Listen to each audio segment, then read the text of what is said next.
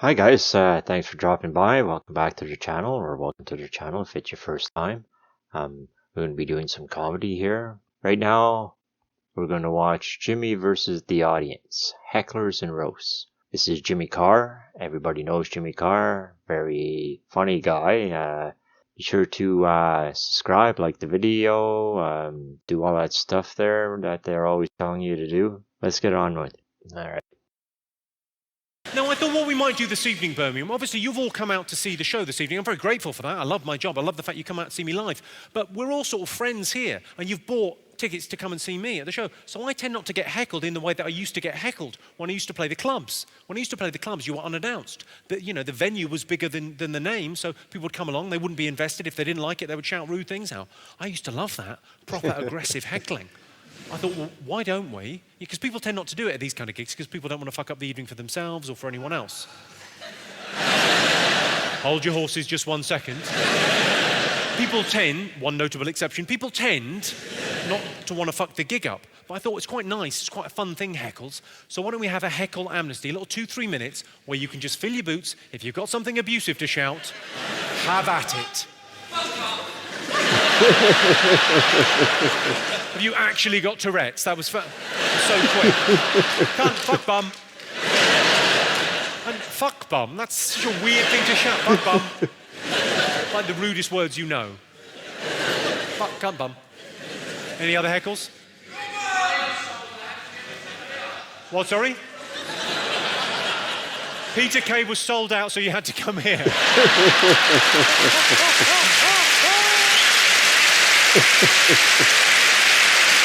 Yeah. Unlucky. I bet he wouldn't have called you a cunt. Unfortunately, I'm not Peter Kay. Cunt.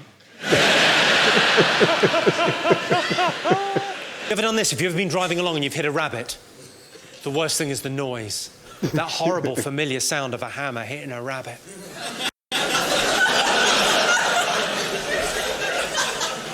97% of all dangerous driving offences are committed by men. You know what that means? It means 3% are committed by bloody women drivers. You know who you are, you're a fucking menace. I don't think speed cameras are fair. Who's with me? Yeah. I can't see how they're fair. If I'm driving home from this gig at 12 midnight, yeah, and there's kids playing in the street, they've got bigger problems than me. Well, not anymore, they haven't, but let's say I'm driving home from this gig, 12 midnight, let's say I'm doing 40 in a 30 zone, I get flashed by one of those cameras. How is it fair that my girlfriend gets 3 points on her licence? That doesn't seem fair to me. She's already got 12 points. She's going to have to go to jail. Have you all seen that incredibly powerful commercial on television where the child morphs back to life, having been run over? Yeah. Incidentally, that's why you're not allowed to leave the scene of an accident. You missed the best bit.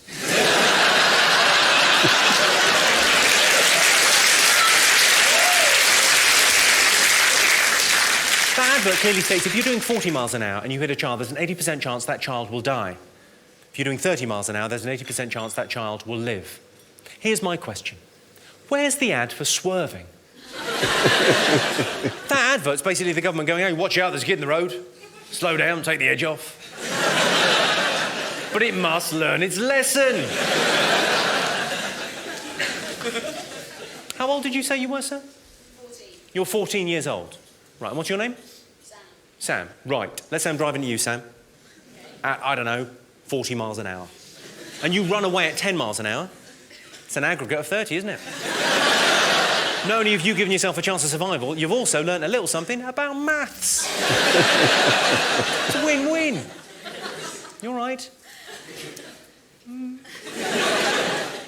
you like girls yet? You probably don't even know you're gay. Do you know you're gay? You do, you're fully aware. Okay, well, yeah, not. Definitely not, because we haven't got a camera pointing at you or anything. That'd be fine. Enjoy school.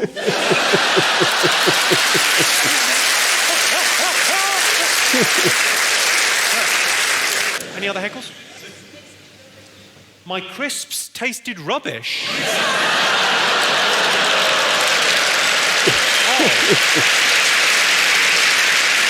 Oh, no, you didn't. Oh, no, you didn't. I became Latino there for a second. No, you're down. Yeah, I did. I had crisps. Did you see? I had crisps. Jimmy Con Carne crisps. The good people at Walker's, for comic relief, they brought out a flavour of my crisps, and it was me and Al Murray and Frank Skinner and Stephen Fry. And then they made these crisps, and every packet they sold, they gave 5 pence to the starving people in Africa. And I said to them, why don't you just send them the fucking crisps?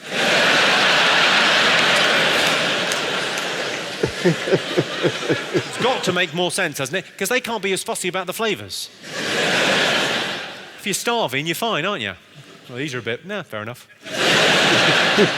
Any other heckles?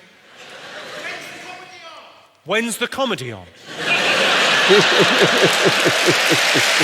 When's the comedy on? Really? What's your name, sir? What's your name? David. David? What's your favourite colour, David? Blue. Blue, okay.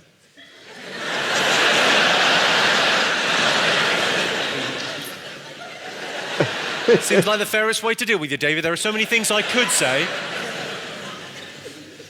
Number between 1 and 8, David. 6. 6.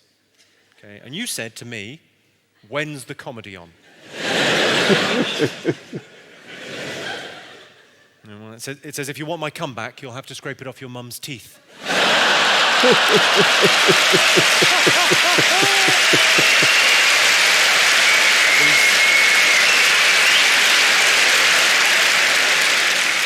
These things don't lie, David. These things don't lie. Are you all right in the back? Excellent. It's nice to hear that, because often when I go to comedy shows, and I go to them all the time, I love coming out to see live comedy. The thing is, though, if I'm sat right at the back, I'm a little bit disappointed. I always get my ticket and go, oh, for fuck's sake, I'm fucking miles away. But there are, of course, advantages to being right at the back. You get more of a sense of theatre, of people coming together and sharing a sense of humour. What a wonderful thing that is, the great British musical spirit. And also, if you're right at the back, this sort of thing won't happen. I fucked your mum.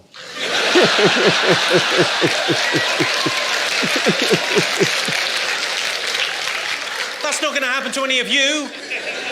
I've got nothing but respect for your mums. They're hard-working, decent women. Your mum still owes me a tenner. I'm joking. I owe her a tenner. Bluff. I'm your real dad. Kidding, no one knows who your real dad is. That isn't your mum there, is it? Sorry.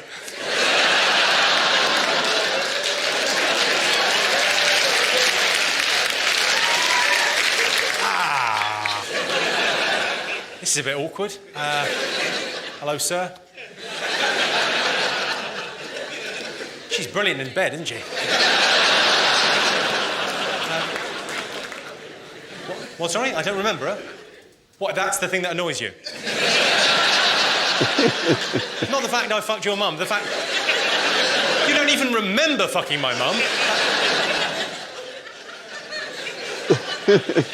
Well, thankfully, you all seem to be laughing. You all seem to have taken that quite well.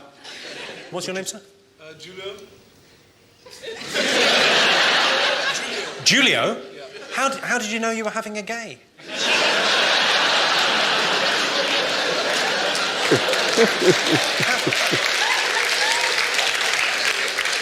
What were you thinking as you gave birth? You think, oh, I hope he's a little bender. I'll tell you what, I'll call him Julio.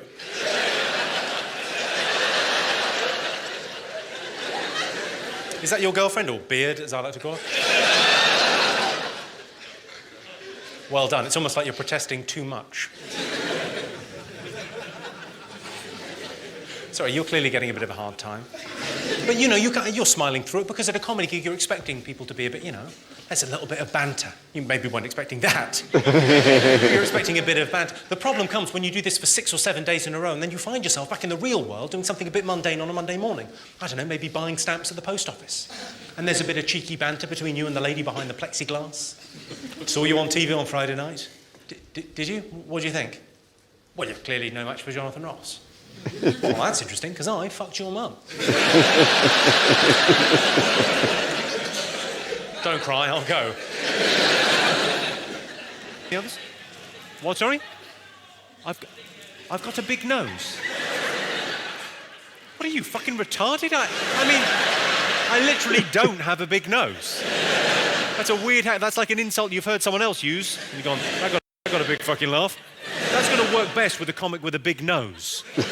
What's your name, sir? Thomas. What do you do, Thomas? You're a student.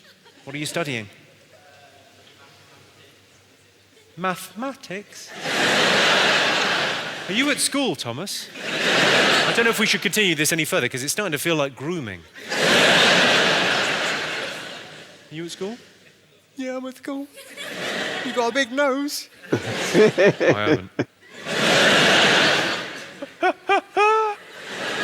Any other heckles? Oh, what was that? That sounded good. Go on, what was that? What was it? Oh, I'm a paedophile. I was just fucking chatting to him. I've done nothing.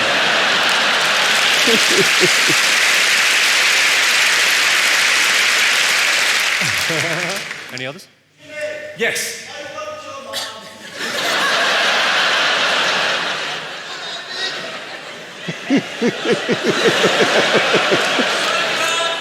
Dad?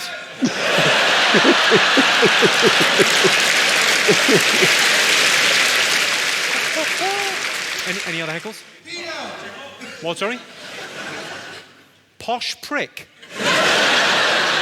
Posh prick seems a bit harsh. What's your name, sir?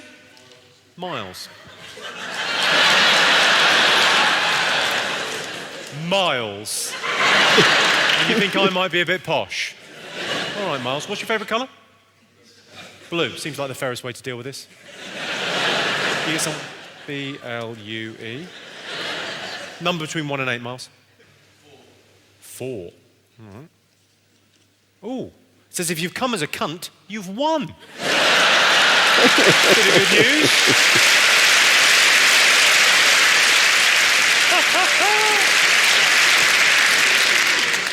Any more for any more? Who the fuck has a side parting? You're going to kick yourself when I tell you. Me.